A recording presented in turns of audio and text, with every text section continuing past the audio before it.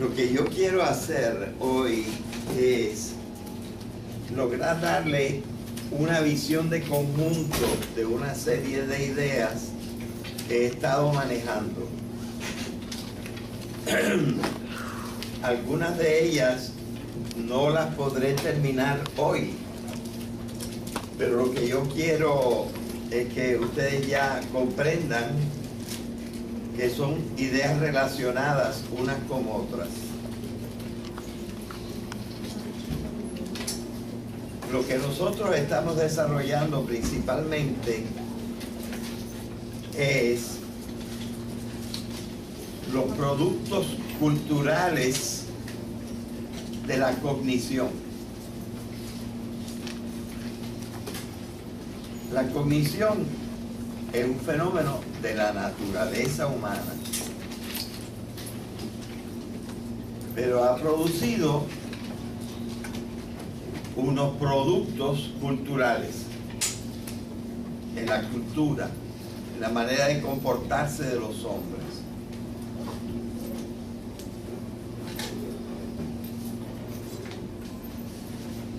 La idea que yo estoy desarrollando comprende de aquí hasta allí, sin aquella columna, como un cuadro.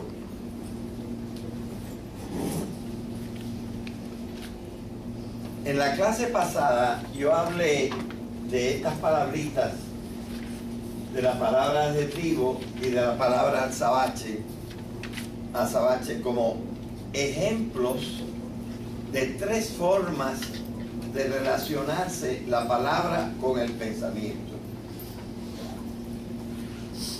Yo usé la palabra laptop y dije que la palabra laptop nada más tiene una interpretación, que es un aparato como ese que está ahí. Es la única cosa que llamamos laptop. Así que hay una relación de 1 a 1 entre palabra y pensamiento. Cada vez que decimos laptop, nos surge una imagen y nos surge un concepto que es el de un aparato que sirve para escribir y que se puede transportar. Así que esto es lo que llamamos el pensamiento unívoco. La forma de pensamiento en la palabra laptop es una forma de pensamiento unívoca, porque corresponde de 1 a 1 entre un pensamiento o idea y una palabra. Aquel día se me ocurrió la palabra laptop, pero en un artículo que, por cierto, ahora puse en la página del profesor y que se llama El conflicto de los saberes, ahí yo tenía una palabra más feliz todavía. La palabra hidrógeno.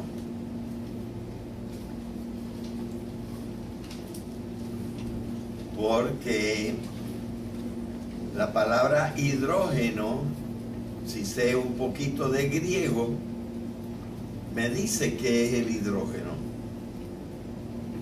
Dice hidro, que quiere decir agua, y geno, que podríamos traducir producir. Lo que produce agua. Claro que el pensamiento no está completo, porque no menciono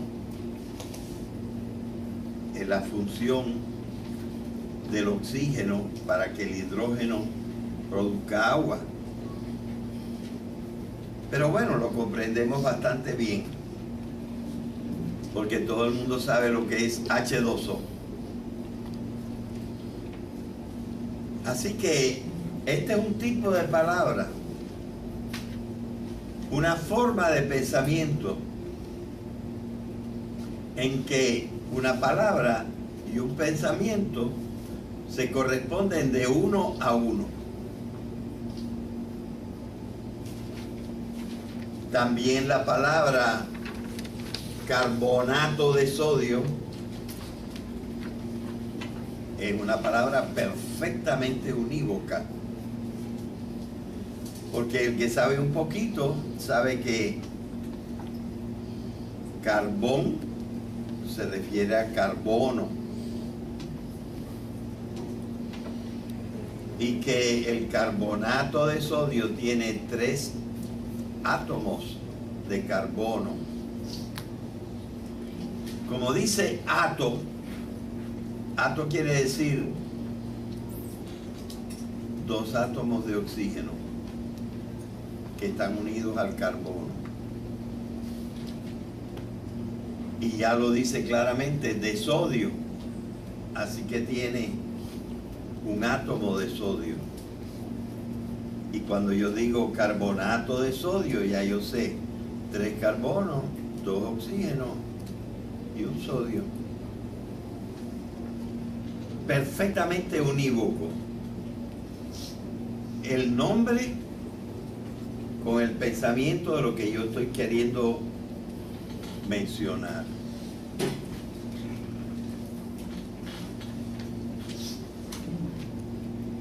Mientras que también explicamos la palabra adjetivo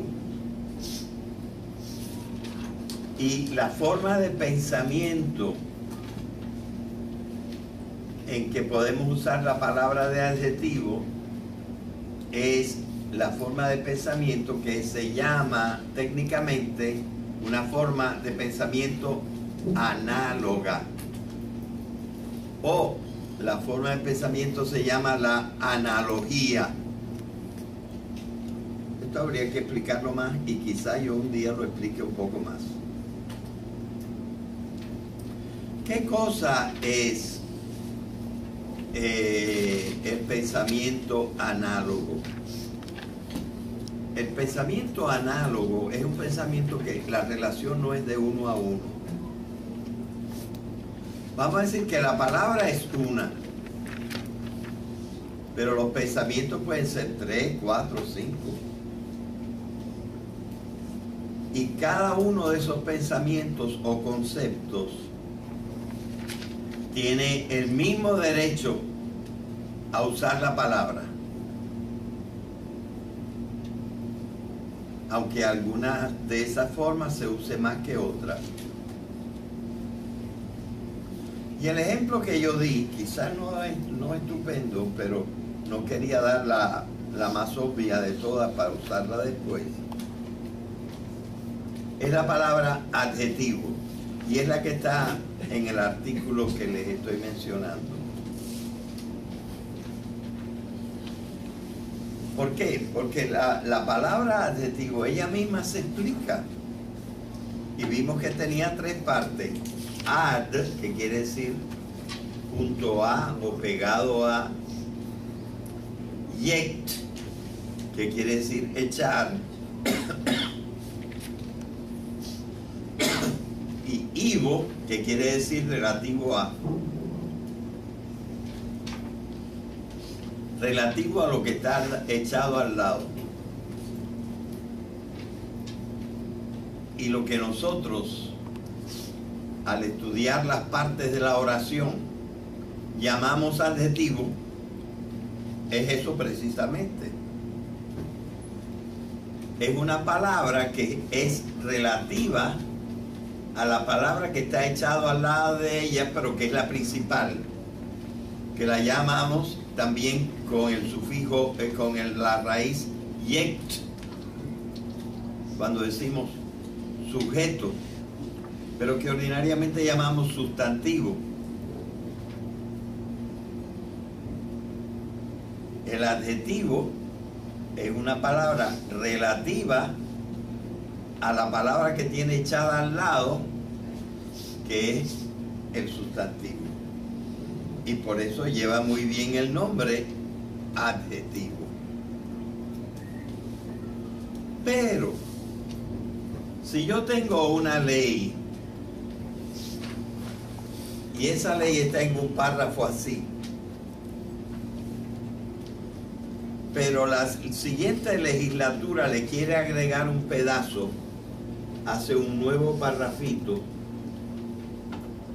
y entonces es una cláusula que podemos con todo rigor llamar adjetiva, porque es una cláusula que va a modificar un poco la cláusula principal y está al lado de la cláusula principal y es relativa a ella. Pues con el mismo derecho que yo a una parte de la oración la llamo adjetivo o adjetiva, a esta cláusula legal que está modificando al lado a otra cláusula principal, la puedo llamar adjetiva. Y si yo tengo un aparato que sirve para la función A y luego le agrego un aparatito que hace que ahora el aparato no sirva solamente para la función A, sino para la función A y para la función B, pues yo puedo decir que este aparatito que se pone al lado del otro y que agrega una función al principal es un aparatito adjetivo, con el mismo derecho que llamo adjetivo a una parte de la oración. Y aquí yo me encuentro entonces con una palabra que tiene, por lo menos que he mencionado, 3 pensamientos posibles, 3 conceptos posibles que la usan. ¿Verdad? Bien. Pero hay otra forma de pensamiento, más divertida, más espontánea, más refrescante, pero no tan precisa. Y a esta forma de usar la palabra yo la llamo metáfora. En ciertas circunstancias puedo usar otra palabra mucho más radical y más dura, llamándola mito.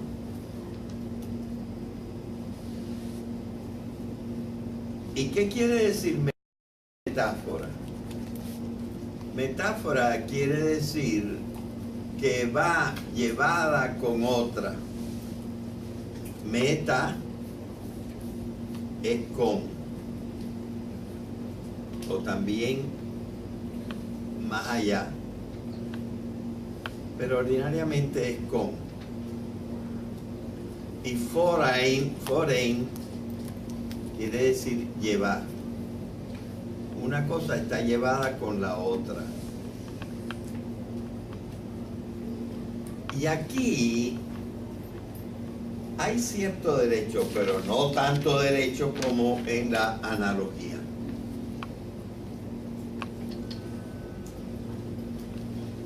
Porque hay un poquito de derecho porque la gente me entiende. Pero en el fondo la significación de la palabra no es para lo que yo la estoy usando. Yo estoy forzando un poco la palabra para que sirva en ese momento. Y el ejemplo que dimos fue cuando en vez de usar la palabra ojos para ser un poco gracioso, para ser un poco amable con la persona, le digo, qué preciosos azabaches adornan tu rostro. Y ya dije una cosa que tiene un poquito de poesía, y la persona se halagó, le gustó lo que le dije, se comprendió perfectamente. Pero la verdad es que la palabra que usé, y casi a propósito, no es una palabra con que yo puedo realmente describir los ojos. Hay un poquito de abuso en usarla, pero es un abuso aceptable, ¿verdad? Y entonces allí se pueden meter muchísimas más y usar muchísimas más cosas. La metáfora es bastante flexible y permite servir para muchas cosas. A veces no tanto, pero otras veces sí. Así que puede haber entre una palabra y muchos pensamientos también una relación, pero esta relación es de uno a muchos. Bien. La metáfora incluye una cosa que no incluye el pensamiento unívoco ni incluye casi nada el pensamiento análogo. La metáfora sí incluye mucho de esto.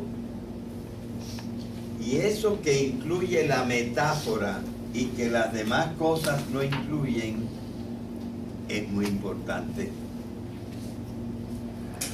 Y se llama así.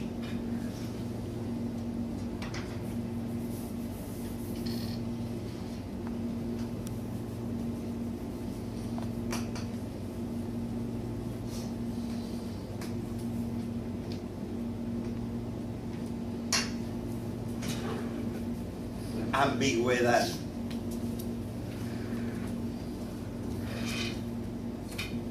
Una cosa ambigua es una cosa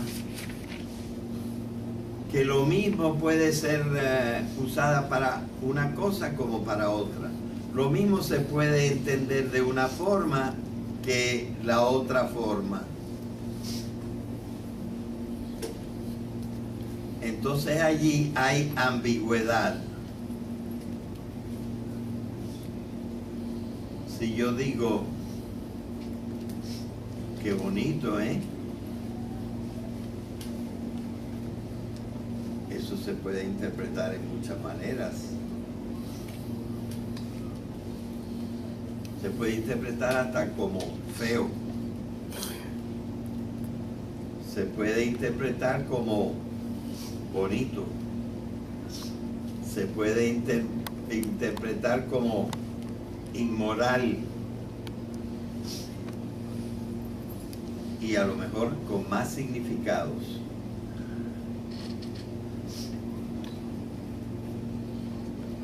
Mucha parte del lenguaje tiene ambigüedades. Es más,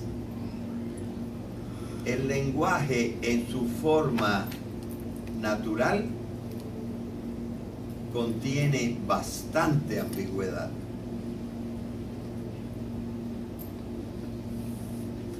Y hasta podemos decir así, el lenguaje unívoco que usa la ciencia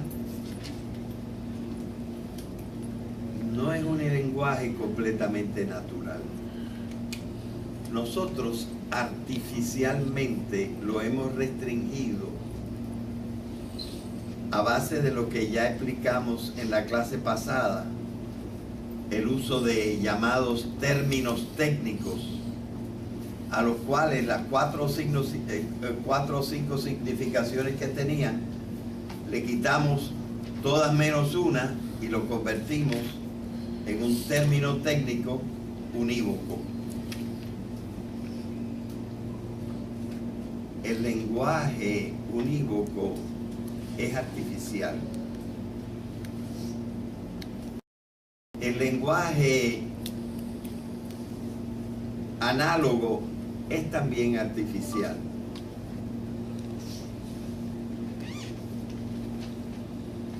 Y el lenguaje natural es ambiguo, tiene muchas significaciones.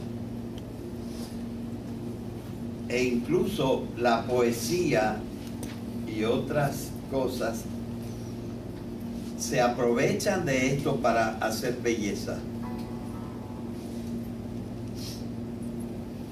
Nuestro lenguaje natural y cotidiano es bastante ambiguo. El profesor en la clase trata de no ser muy ambiguo y entonces su lenguaje es por fuerza un poco artificial. Él no hablaría así en su casa cuando está relajado. Diría las cosas de otra manera.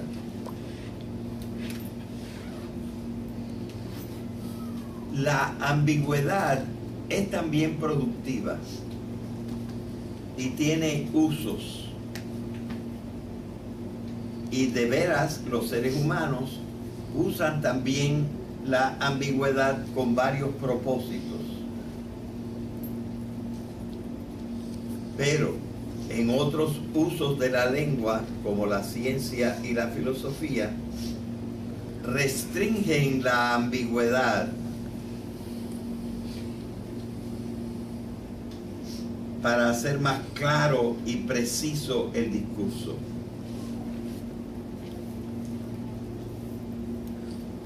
Así que nosotros no nos podemos quejar de las metáforas. Es la manera ordinaria de hablar. Y nosotros la estamos usando en todo momento.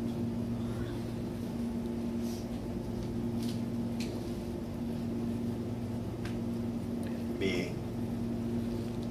La metáfora se usa en el lenguaje ordinario y se aprovecha especialmente en el arte y en la religión.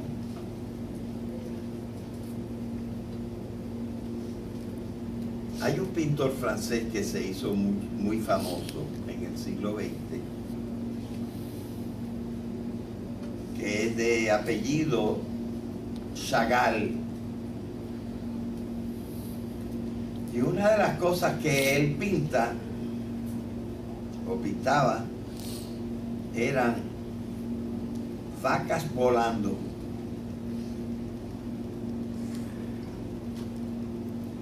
Pues seguro las vacas de Chagall tenían una significación especial.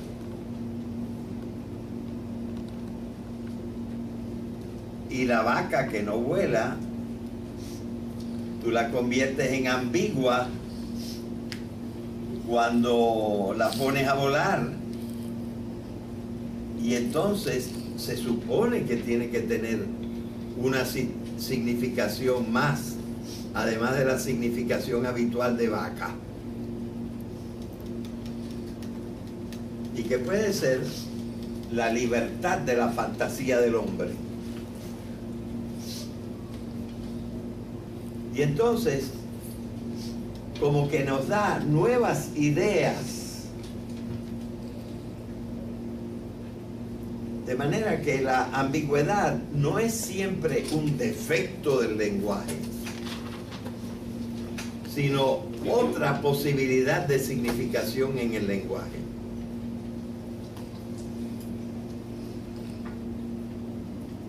Y que enriquece muy a menudo el lenguaje y que permite decir cosas que de otra manera no se pueden decir. Y eso es lo que le encanta a los artistas.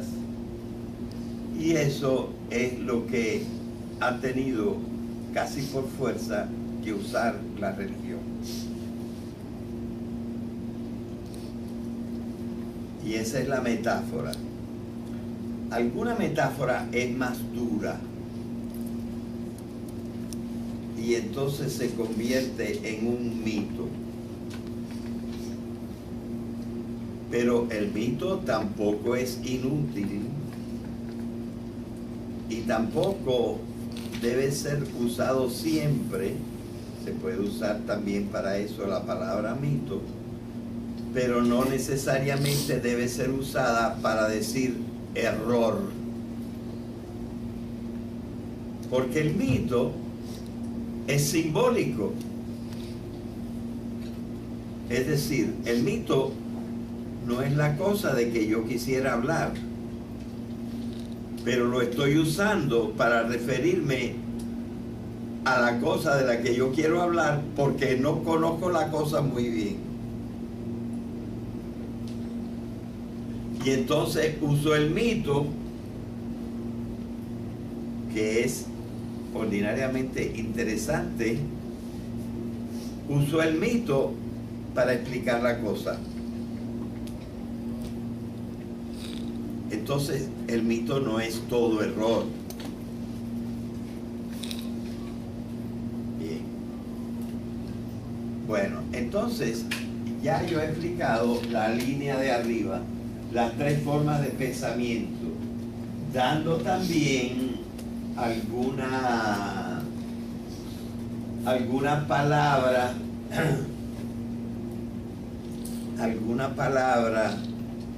para como ejemplo. Me falta, por ejemplo, darle una palabra mítica.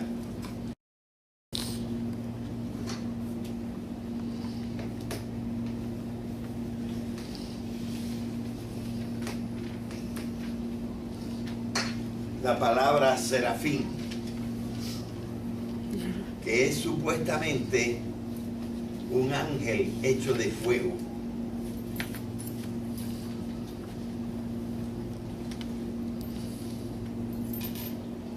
¿Cómo va a ser un ángel hecho de fuego? Entre otras cosas, el fuego es material y el ángel supuestamente es inmaterial. Supuestamente. Pero, ¿y qué tal si el serafín es el que te enciende el corazón de amor? Un ángel que te enciende el corazón de amor.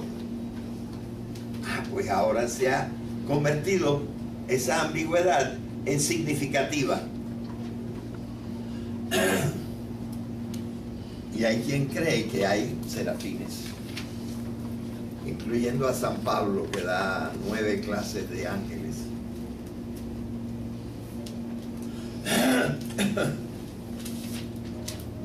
Bien, entonces, ven ustedes que las palabras no tienen siempre la misma relación con el pensamiento.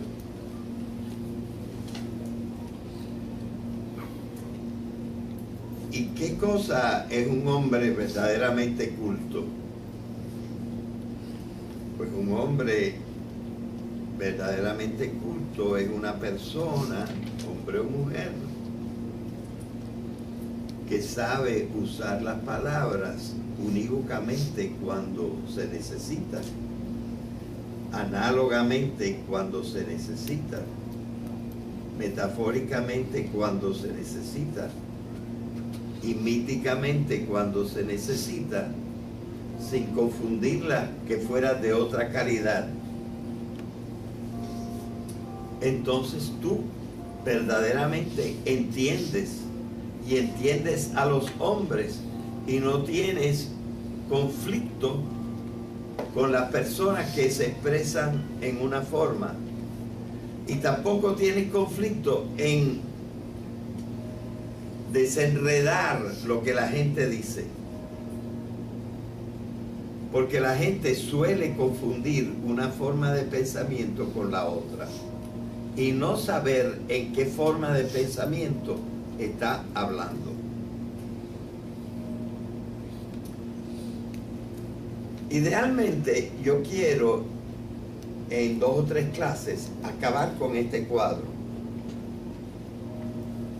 para explicar que hay diferentes formas de usar el lenguaje para expresar un pensamiento, pero como no lo puedo hacer todo a la vez, vamos a volver sobre el que ya más conocemos, el lenguaje bastante artificial de la ciencia.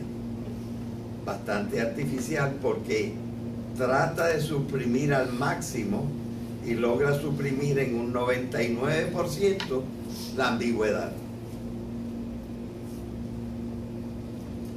Bien. Entonces, el producto de que vamos a hablar, que nos da esta forma de pensar, es la ciencia. Pero modernamente se ha estudiado qué efectos tiene sobre la cultura, sobre la sociedad, esta forma de pensar. Al principio, pues lo que veíamos es la ciencia, y es lo principal que hay que ver, es su gran utilidad.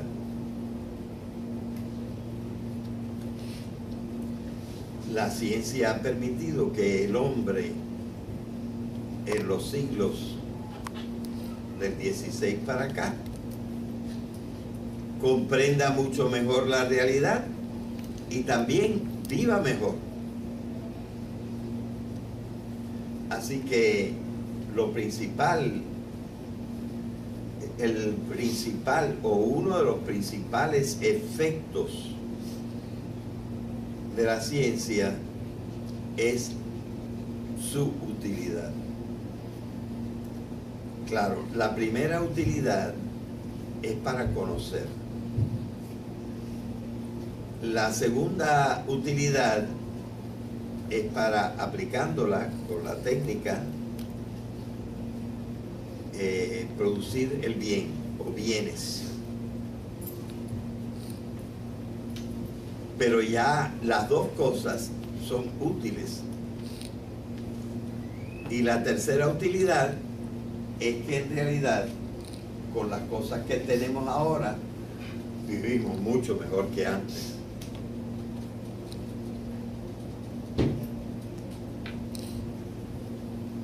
Bien. La ciencia no tiene la culpa que el ser humano, el hombre, se haya engolosinado con ella. Espero que entiendan la palabra engolosinado. Una golosina es una cosa sabrosa, y el que se engolosina es el que, olvidando otras cosas, desarrolla un interés excesivo por esa cosa sabrosa.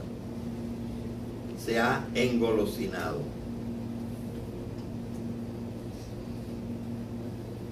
Bien. Entonces, lo que puede pasar es que la utilidad se convierta en una cosa que amenaza algunos aspectos de la vida.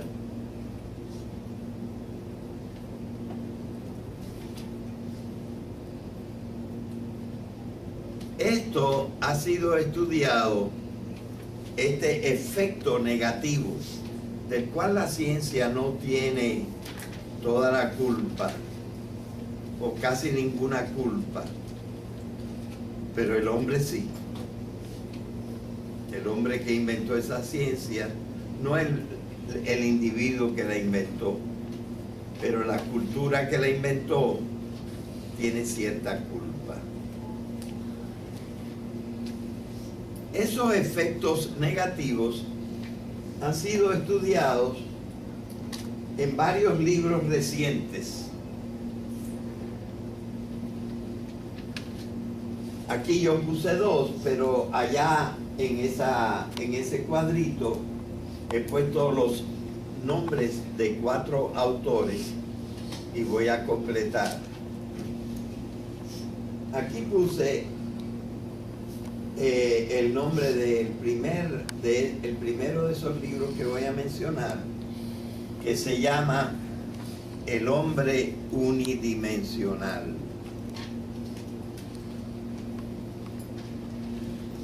Ese lo escribió el primer autor que aparece allí, Herbert Marcuse, por allá por los años 60 del siglo pasado. Por los años 70 del siglo pasado, otro alemán, Max Horkheimer, escribió un volumen y le puso el título Crítica de la razón instrumental. En realidad el libro es un libro que recoge artículos y solo uno de los artículos trata de la razón instrumental. Pero es un libro famoso, Crítica de la razón instrumental. Una muchacha saliendo de la clase anterior me dijo, y está el libro Mundo Feliz de Aldous Huxley. Así que agregué ese nombre ahí. Y finalmente yo les he hablado varias veces en la clase de un libro que se llama The Reenchantment of the World, el reencantamiento del mundo, que una vez estaba encantado y nos encantaba, y que ahora está desencantado y nos desencanta. Y nosotros somos unos desencantados. Y el autor de ese libro se llama Morris Berman. Ciertamente debe haber muchos otros libros, pero yo quisiera hablarles un poquito en general de estos cuatro.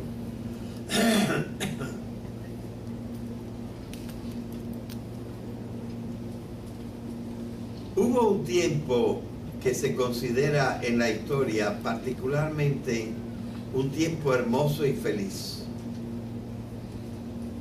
Hay varios, pero uno de ellos es el tiempo que se llama el Renacimiento. Entonces, en el Renacimiento existen figuras excepcionales. Yo me fijaría en dos. Me fijaría en Leonardo da Vinci, por todo lo que hizo y todo lo que pudo gozar y todo lo que pudo enseñar y descubrir. Era pintor, era algo músico, era ingeniero, era un hombre social, y me parece que también era un hombre religioso. De manera que su vida tenía muchas dimensiones y todos lo admiramos. Antes, y sobre todo si estudian Cultura Occidental 3 y Cultura Occidental 4, en la Cultura Occidental 3 a lo mejor les presentan un librito precioso. El autor tiene un nombre simpático y ahora el nombre del libro se me olvida en este momento, pero ustedes algunos lo pueden buscar en su iPhone. El tipo se llamaba Pico de la Mirándola. Bonito nombre, ¿verdad? ¿Quién tiene ahí un iPhone que me busque el nombre del libro principal, pequeñito, de Pico de la Mirándola? ¿Alguien lo tiene? ¿Tú sabes buscar aquí?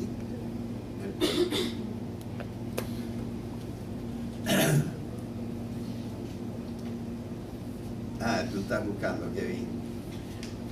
Bueno, Pico de la Mirándola era un muchacho que a los 30 y pico de años escribió este libro maravilloso y pequeño. ¿Ah? Sí, Oración, pero tiene el nombre es más completo. Ah, sí, Oración sobre la dignidad del hombre. Ese es el título de esta obra. Se lee en 1 hora y media, es chiquitito. Y este muchacho escribió ese libro como a los 32 años y habla de, yo no sé, 40 ciencias y une los conceptos de esas ciencias en una unidad para la exaltación de ese tremendo y formidable animal que se llama el hombre. Es algo para decir lo maravilloso que es el hombre, pero con el uso de la filosofía y de la ciencia de su tiempo.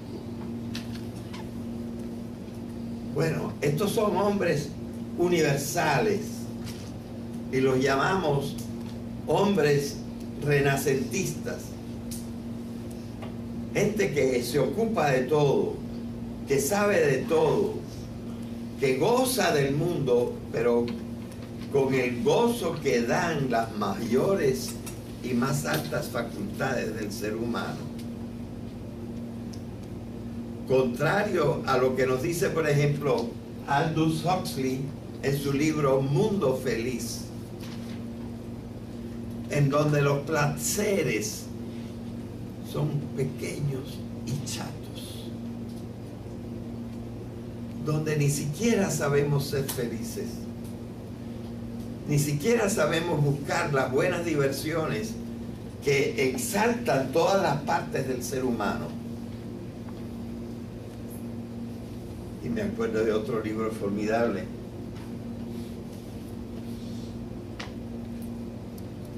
que se llama El cortesano.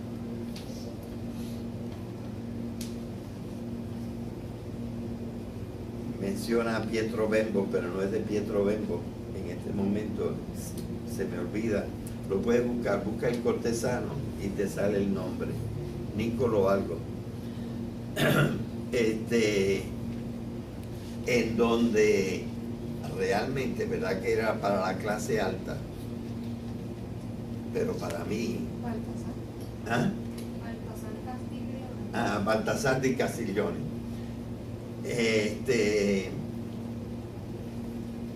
Para mí es la vida fantástica, la vida de esa gente que en el castillo, porque eran los nobles, se podían ocupar entre hombres y mujeres, porque se admitía a la mujer en esa sociedad, se la admiraba, tenía sus particularidades y era una de las grandes conversadoras. Y precisamente esto es lo que se cuenta en esa vida renacentista, donde la vida tenía tantos encantos y encantos profundos, ¿verdad? Contrariamente a lo que describe Huxley en su libro y que llama irónicamente Mundo Feliz, cuando las formas de disfrutar son pequeñas e insignificantes, ¿verdad? Bueno, así que el hombre ha vivido a veces en un tiempo de muchas dimensiones, gozando de todas las cosas de que se puede gozar en la naturaleza y en la sociedad. Y todos estos libros explican que eso ha prácticamente desaparecido. Lo que explica Marcuse es que el hombre se ha convertido simplemente en un animal económico. Esa es la única dimensión que verdaderamente ha desarrollado. Me acuerdo de una persona que yo quise mucho, que cuando trataba de hacer filosofía, todas sus comparaciones eran con cosas que tenían que ver con el dinero.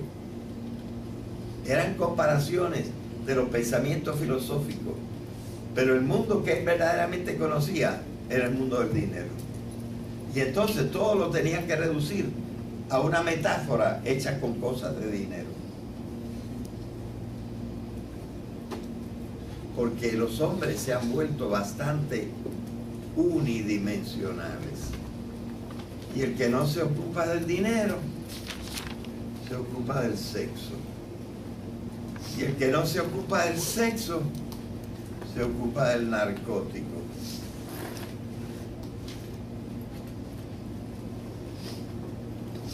Bueno, eso explica Herbert Marcuse. Max Horkheimer lo que indica, y eso es muy significativo, dice que en nuestros siglos el hombre ha edificado una civilización donde la moral está en un cuarto y la ciencia, la razón, está en otro cuarto. La razón por la que se ha desarrollado la ciencia está en otro cuarto y no hay paso, no hay puerta entre el cuartito de la moral y el cuartito de la razón, que ahora se usa como un instrumento. Igual que tú puedes usar un martillo para clavar bien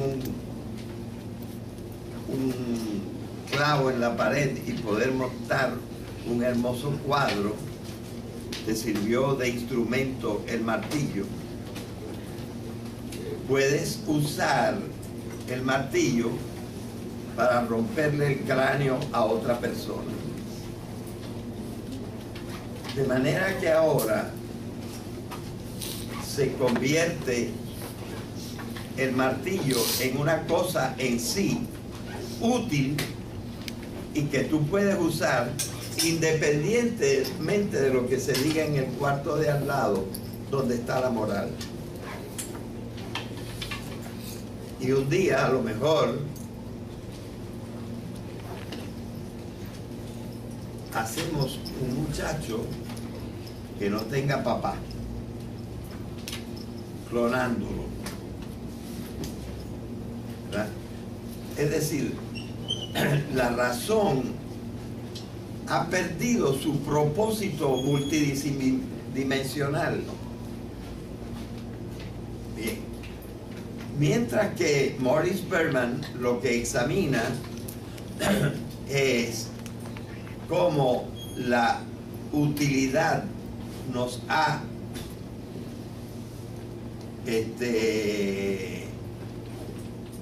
subyugado, y entonces nosotros nos olvidamos de todo lo demás y vivimos para usar las cosas y no ni siquiera para verdaderamente disfrutarlas y comprenderlas y tener esa vida plena.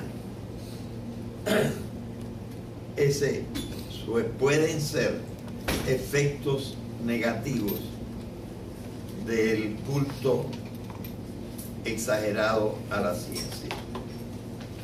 Por ahí lo dejamos hoy. La idea que yo estoy desarrollando comprende de aquí hasta allí, sin aquella columna, como un cuadro.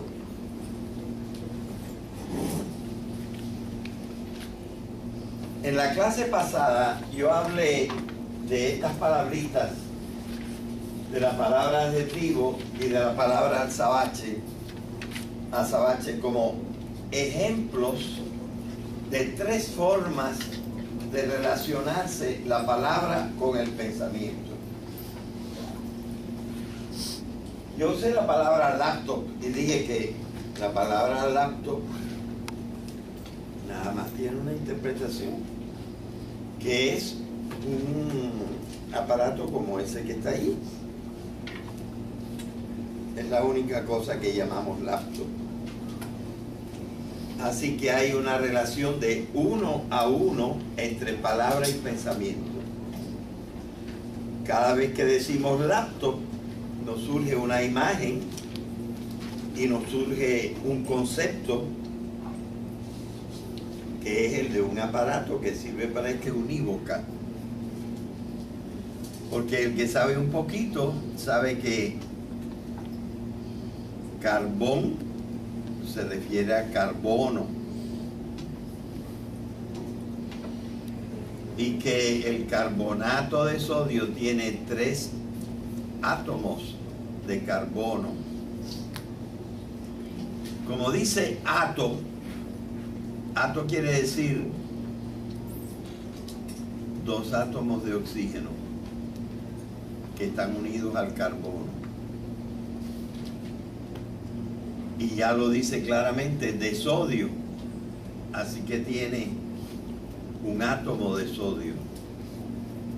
Y cuando yo digo carbonato de sodio, ya yo sé 3 carbonos, 2 oxígenos y un sodio. Perfectamente unívoco. El nombre con el pensamiento de lo que yo estoy queriendo mencionar.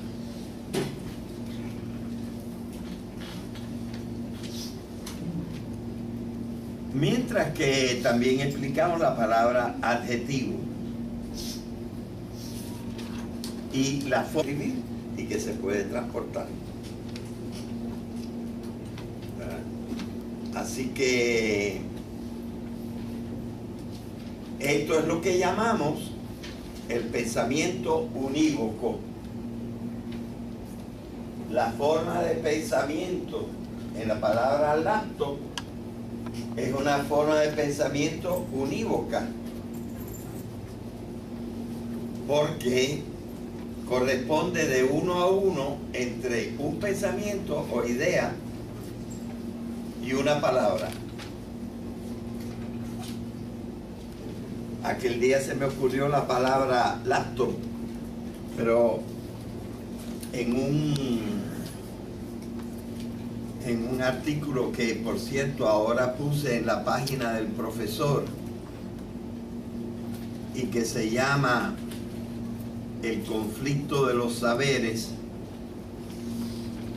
allí yo tenía una palabra más feliz todavía, la palabra hidrógeno.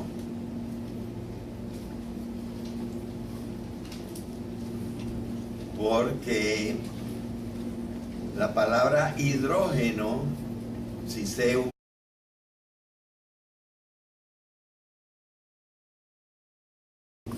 lo que yo quiero hacer hoy es lograr darle una visión de conjunto de una serie de ideas que he estado manejando. Algunas de ellas no las podré terminar hoy, pero lo que yo quiero es que ustedes ya comprendan que son ideas relacionadas unas con otras. Lo que nosotros estamos desarrollando principalmente es los productos culturales de la cognición. La cognición es un fenómeno de la naturaleza humana,